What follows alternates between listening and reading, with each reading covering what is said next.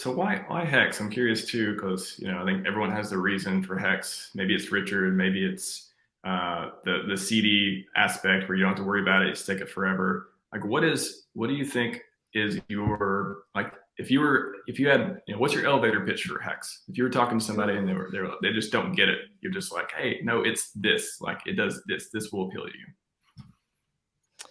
To me, it's the long-term holding because when I was looking into options trading, it's stake and chill, baby. Like, I don't have to worry about the price. I don't have to worry about the volatility.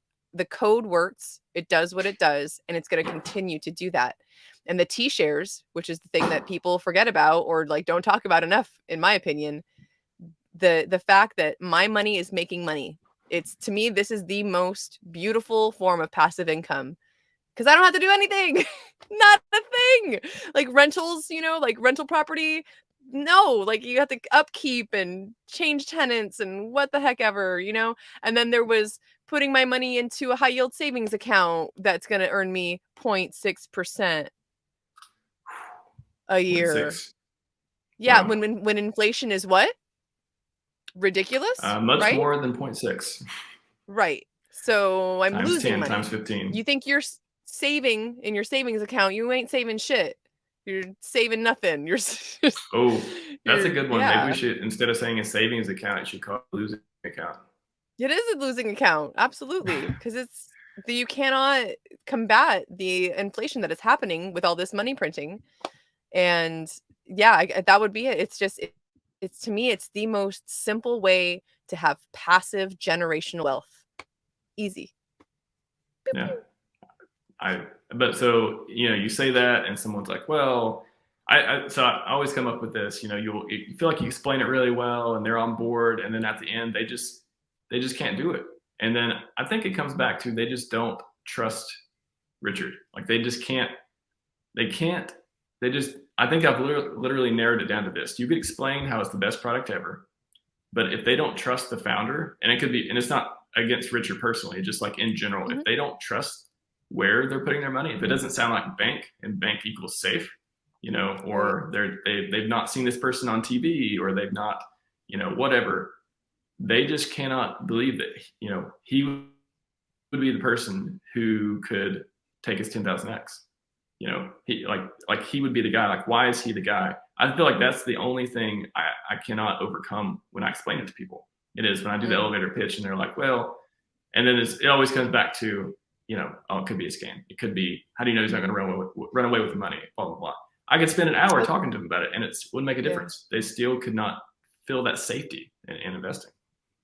I think a good point to that I would bring up is having met all these hexagons that I met in Las Vegas, and I commented about this on I think a Cabana crypto stream at one point, and I said, am I right in thinking that many of the OGs who got in early and have staking ladders and such, even if Hex went back to like a penny, right? Like because they bought pre big payday, pre all that. Even if Hex went to a penny, they would kind of be set for the rest of their lives still because it just keeps going. It's just going to keep Yeah. going. Like they're going to continue to earn this income. So once Hex gets past a certain point for us, the people that have bought in at this point, same thing. We're just going to continue to earn this yield. It's just nuts to me and it's hard because I think that's part of it. It's one of those too good to be true scenarios. You're like, Yes. oh, well, how is that even possible? He has made thousands of millionaires already, and they're going to continue to be millionaires. And like, that's not going to stop happening. Yeah. So that's one It, thing. There was, go ahead. you think it's how long it's been around too? You think, you can sell people Bitcoin. They're like, oh, Bitcoin, I've seen it on billboards. I've seen it at a grocery store, all this stuff. Do you think, so one is, it hasn't been around as long as, Bitcoin, Ethereum, blah, blah, blah. And two is they just, I don't know, it's funny. I always ask people who founded Bitcoin to be like, oh, some anonymous person. But Richard's actually here and live and you Right. talk to him. So like, do you think it is like the longevity factor of it? Like how long it's been around? not just that, but the fact that people don't see it on the market caps, which again, like we all know is just some bullshit, Number 200. because you can't buy it on coin. I think it comes down to DeFi. People do not understand DeFi, and that you don't want to buy things on a centralized exchange. You don't want to use Coinbase or Binance or any of these other tools because you don't own your money. It becomes this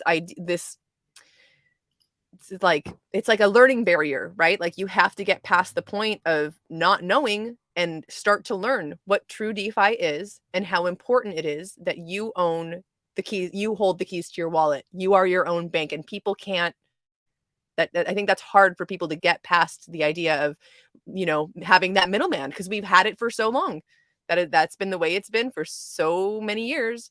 So it's scary. I think that it Yeah. frightens people.